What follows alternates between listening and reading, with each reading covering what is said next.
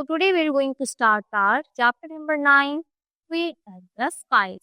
And ये skies की queen है उसके बारे में आज हम पढ़ने वाले हैं। तो सबसे पहले इंटरव्यूअर यानी जो इंटरव्यू लेता है वो क्या बोलता है, why did you want to be a pilot and there were no women pilot, कि आप पायलट क्यों बनना चाहते हैं, यानी जो अब तक तो कोई भी वुमेन पायलट नहीं है। तो दुर्गा बोलती है, in my time girls were just becoming teachers and doctor.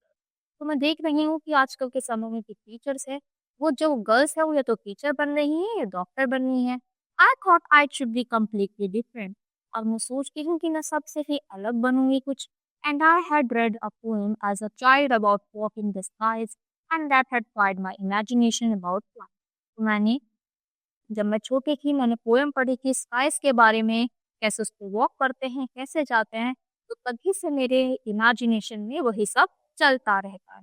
My father was a liberal educated man and always supported me. मेरे फादर हैं वो बहुत ही अच्छी खाते हैं, पढ़े लिखे मैन हैं जो मेरी हर बात मानते हैं और मुझे हर चीज में सपोर्ट करते हैं। He encouraged me by saying the women in my family have taught me that girls can do better than men in whatever they undertake. तो वो मुझे स्टार्टिंग से ही ये बताते आए हैं कि चाहे कोई भी फील्ड हो, जो गर्ल्स होती हैं वो हमेशा बॉयज से बेटर कर सकती हैं। तो interviewer, when did you start flying, कि अच्छा आप फ्लाई कब करना कब से स्टार्ट कर रहे हो। तो दुर्गा बोलती है, आई फर्स्ट स्टार्टेड फ्लाइंग इन 1951। तो सबसे पहले तो मैंने 1951 में स्टार्ट किया था। I become a pilot with great difficulty. तो बहुत ही मुश्किलों के साथ मैं पायलट बनती हूँ। No one was willing to hire because I was a woman. तो बहुत ही मुश्किल से मैं बनती हूँ, कोई भी मुझे हायर करना नहीं चाहता था क्योंकि मैं एक वुमन थी और अब से पहले कोई भी वुमन पायलट नहीं थी। They were scared to be piloted by a woman whenever I went for flying test in Kolkata. They kept issuing medical certificates saying my eyesight was not okay. कि जब भी मैं जाती थी टेस्ट होते थे तो वो मुझे किसी न किसी बहाने से बाहर कर देती कि तुम्हारी आईसाइट सही नहीं है। Finally, my instructor suggested that I try my luck in Delhi. I went there, got a license and started flying in 1950। मेरे फ्रेंड ने सजेस्ट किया कि तुम्हें दिल्ली जाना चाहिए। तो फिर फाइनली वहाँ पर वो सिलेक्ट हो जाती हैं और वो अपना पहली फ्लाई 1953 में करती हैं। I approached Air Marshal Mukherjee and pestered him with endless requests that I be allowed to enter the Air Force. Then he wrote to the director of Air Survey to hire me as a survey pilot। तो मैं यहाँ पर जाती हूँ, वो मुझे higher करते हैं पायलट की तरह। I was paid only ₹3,000 while male pilots earn 22,000। मैं फीमेल थी तो मुझे सिर्फ 3,000 रुपये दिए जाते थे। वहीं जो मेल पायलट्स थे उनकी कितनी सैलरी थी, 22,000। देखो कितना डिफरेंस है। I was asked to carry out flights for aerial mapping. I had to fly at the height of 15,000 feet without oxygen and pressurisation. It was quite risky. तो बहुत ज़्यादा मुझ पे प्रेशर डाला जाता था, बहुत हार्ड काम दिए जाते थे, जो कि बहुत ही ज़्यादा रिस्की था। It was also very tedious as the photographer made me fly over and over the same area again and again until he got me the coordinates right. तो वो मुझे सेम ही जगह पर भेजते रहे ताकि मैं अच्छे से जगह को देख ना लूँ, अच्छे से मेरा कोऑर्डिनेशन ना बैठ जाए। It was very complicated work. तो बहुत ही टफ काम था पर धीरे-धीरे प्रैक्टिस के साथ तो सही होता गया। तो इंटरव्यूअर बोलता है, was flying rewarded in those days? अच्छा क्या रिवॉर्ड भी मिलता था अगर कोई उस समय फ्लाई करता था? तो दुर्गा बोलती है, my salary was only 356 when I first joined as a pilot. तो जब मैंने सबसे पहले पायलट के लिए जॉइन किया था सिर्फ मुझे 356 रुपए मिले थे। The first plane I ever flew was a Tiger Moth. सबसे पहला प्लेन जो था मैंने उड़ाया था वो था टाइगर मॉथ। वो बहुत ही ज़्यादा छोटा था with the wings on the tops and the bottom. और उसके टॉप और बॉटम में बहुत ही छोटे-छोटे से विंग्स होते थे। It was made of cloth and open on top. तो वो क्लॉथ से बना था और ऊपर से खुला ही रहता था। My helmet and belt were the only safety. तो सेफ्टी क्या थी, सिर्फ एक बेल्ट होती थी और एक हेलमेट लगाया जाता था। I kept trying for a commercial airlines job but they never even bother to reply to my application. And I sent an application without prefixing miss in front of my name. They called me for the interview, but what they saw that I was the girl, they immediately rejected me. तो पहले वो देखते थे, पहले वो अच्छे से काम करते थे, पर जैसे ही उनको ये पता चलता था कि मैं विमेन हूँ, गर्ल हूँ, तो वो वैसे ही देख के मुझे रिजेक्ट कर देते थे। फिर इंटरव्यू पूछता है, when did you begin flying as a commercial pilot? तो आपने कमर्शियल पायलट की तरह कब उड़ना स्टार्ट किया? कब फ्लाई करना स्टार्ट किया? तो दुर्बा बोलती है in 1957 I joined airways India as a commercial pilot. कि 1957 में मैंने एयरवेज ज्वाइन किया और वहाँ पर मैं कमर्शियल पायलट बनी। I flew flight and passengers from Ambari to Kolkata and that Indian Airlines refused to accept me initially. मैं वहाँ पर गई, वहाँ पर भी उन्होंने मुझे लेने से मना कर दिया। They preferred to hire men with 100 hours flying experience and even though I had agreed logged 6,000 hours, it was only in 1996 that I finally आई। तो मुझे बहुत ही डिफिकल्ट काम दिए जाते थे कि जैसे तैसे करके ये मना कर दे, और मैंने तब भी क्या करा, उनको यस बोला और बहुत ही मुश्किल से मैंने उसको जॉइन किया। इंटरव्यूअर पूछता है what it difficult being the only women pilot, कि क्या वाज इट, तो क्या ये डिफिकल्ट था ओनली वुमेन पायलट बनना? दुर्गा बोलती है the male pilots accepted me almost immediately, कि जो मेल पायलट्स थे उन्होंने तो मेरे को एकदम से एक्सेप्ट कर लिया। In the air I was just another pilot and they judged me on my performance. तो वहाँ पे तो मैं सिर्फ एक दूसरे के पायलट की तरह मुझे देखा जाता था और सिर्फ वो मेरे परफॉर्मेंस के बेस पे ही मुझे जज करते। I never saw myself as I could as it was my beer and bread and butter. I never felt one upon my colleagues. तो यानी जो मेरे colleagues थे, मेरे फ्रेंड्स थे, वो तो मुझे नॉर्मल एक पायलट की तरह ही देखते थे। IA also treated me fairly once. तो आईए जहाँ पे मैंने ज्वाइन किया था, वो उन्होंने मुझे फेयरली ट्रीट किया, तो मैंने उनको ज्वाइन किया। Initially it was some passengers who were afraid to fly with me. तो कुछ पैसेंजर्स थे जो डर रहे थे, घबरा रहे थे मेरे साथ उड़ने में। Many VIPs used to mistake me for an air hostess. तो बहुत लोगों को तो ये भी लगता था कि मैं पायलट नहीं, कोई एयर होस्टेस हो। I need to enjoy the sop on their faces when they learn the truth. जब उनको सच पता चलता था तो जो उनके फेसेस होते थे, मैं वो बहुत ही ज़्यादा हैरान हो जाते थे सुनकर कि मैं एक पायलट हूँ, और वो घबरा जाते। तो इंटरव्यू बोलता है what routes were you flying and what were your planes you flew. तो आपने कौन-कौन से रूट में जाते हो, कौन से प्लेन्स में जाते हो? तो दुर्गा बोलती है I flew all the eastern routes as well as the Chandigarh, Kashmir, Leh, Chennai, Colombo, Male, Andaman and of course to Bangladesh. तो मैं क्या करती हूँ, मैं ईस्टर्न रूट्स में जाती हूँ, इन सभी जगहों से जाती हुई मैं क्या करती हूँ, उस साइड ट्रैवल करती हूँ। I flew a Fokker Friendship, a Chipmunk, a Dakota and Avian as well as Boeing and an Airbus 300. I am mentioned in the Guinness Books of World Records as the first women pilot to fly A300. तो मैं ऐसे-ऐसे मैंने start किया, इन areas में मैं जाती हूँ और बुक्स में भी बहुत बुक्स वगैरह में भी लिखा गया है कि मैं क्या हूँ, मैं फर्स्ट वुमेन पायलट हूँ जिसने क्या उड़ाया, A300 उड़ाया। तो इंटरव्यू पूछता है when did you earn your commanders batch? तो आपको जो कमांडर्स बैच है वो कब मिला आपको?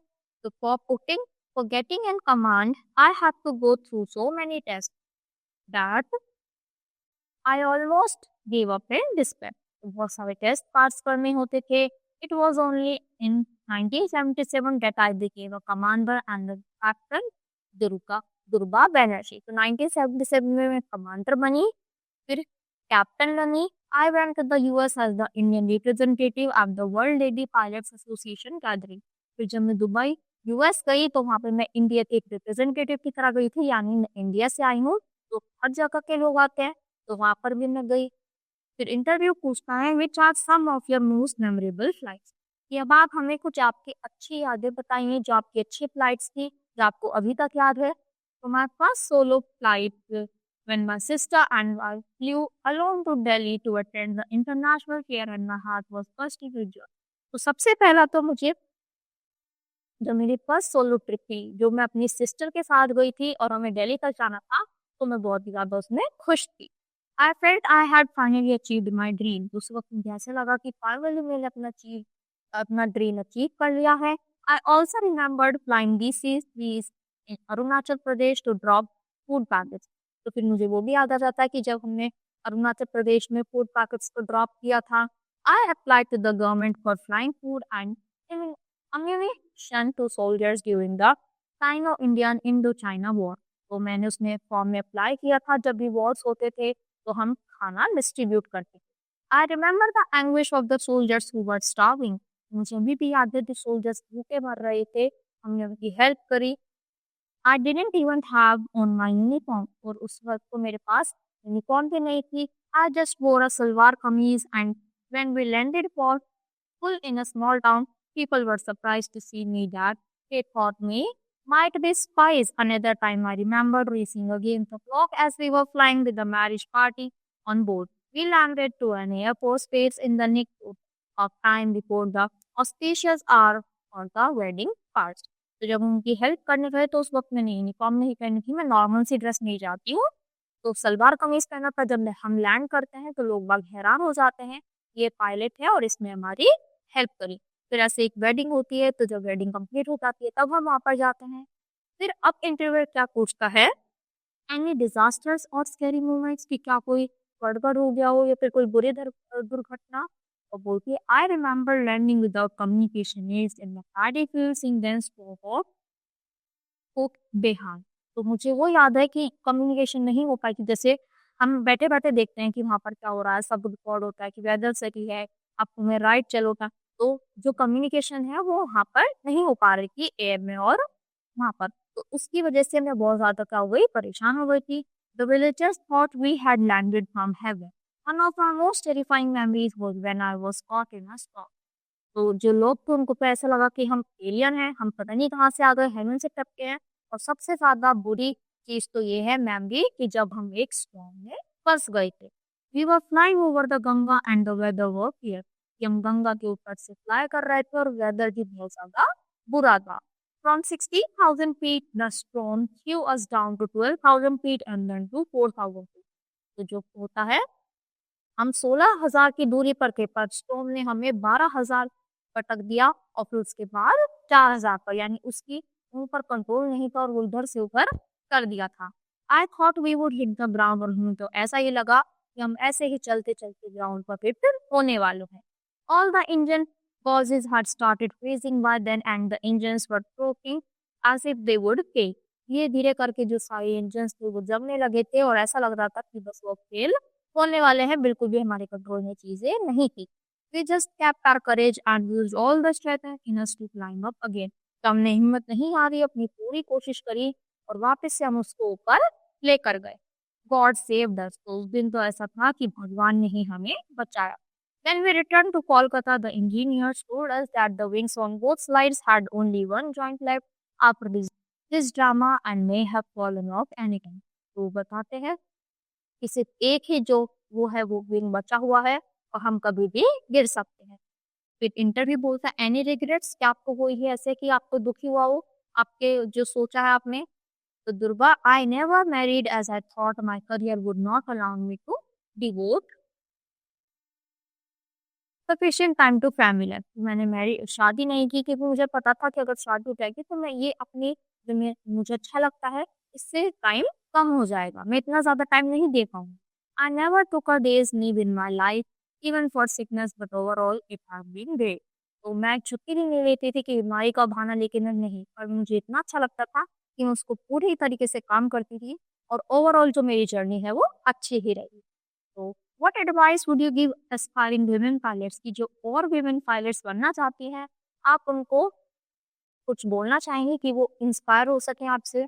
Many girls think that a pilot's life is glamorous, but they have to be willing to sacrifice a lot. तो लोगों को ये लगता है कि जो पायलट की लाइफ है वो तो बहुत अच्छी है, और उनको ये नहीं पता कि इसके साथ-साथ हमें बहुत ज़्यादा सैक्रिफाइसेस भी करने पड़ते हैं। It is a hard life with no peace back. तो ये बहुत ही ज़्यादा हार्ड लाइफ होती है और कोई भी फिक्स टाइम नहीं होता कि तुम्हें 5 घंटे करना है, 6 घंटे। You have to be ready to fly anytime. Night or day, I would advise women to join the air traffic control on the meteorological department if they cannot become pilots straight away and not give up hope. तो girls को try करना चाहिए और हमें, हमारी life बहुत hard होती है, कोई भी फिक्स आवर्स नहीं होते काम करने के लिए, हमें हमेशा रेडी होना रहना पड़ता है, चाहे दिन हो चाहे रात। तो do you miss flying now, कि क्या आप फ्लाइंग मिस करते हो? I stopped flying in 1989 when I returned from JA. By then I had logged 19,500 flight hours. तो मैंने तो 1989 में ही स्टॉप कर दिया था, पर मैंने इतने आवर्स, इतने घंटे फ्लाइट करी है। I had no means to fly privately after I retired. तो जब मैं रिटायर हो गई तो मैं प्राइवेटली मतलब मेरे को अलाउ नहीं था, but I still fly as a passenger. और फिर मैंने एक पैसेंजर की तरह फ्लाई करा। I love travelling and I get 2 free passes every year to travel anywhere in the world. मुझे ट्रैवलिंग अच्छी लगती है और मुझे 2 पासेस भी मिले हुए हैं कि मैं पूरे साल में 2 बार पूरे वर्ल्ड में कहीं भी जा सकती हूँ, और वो भी फ्री पास। तो आई होप बच्चों आपको ये पूरी ही स्टोरी अच्छे से समझ आई होगी और बाकी लोग भी मोटिवेट हुए होंगे कि हम भी पायलट बन सकते हैं, चाहे बॉय हो या फिर गर्ल। तो that's all for today. Thank you.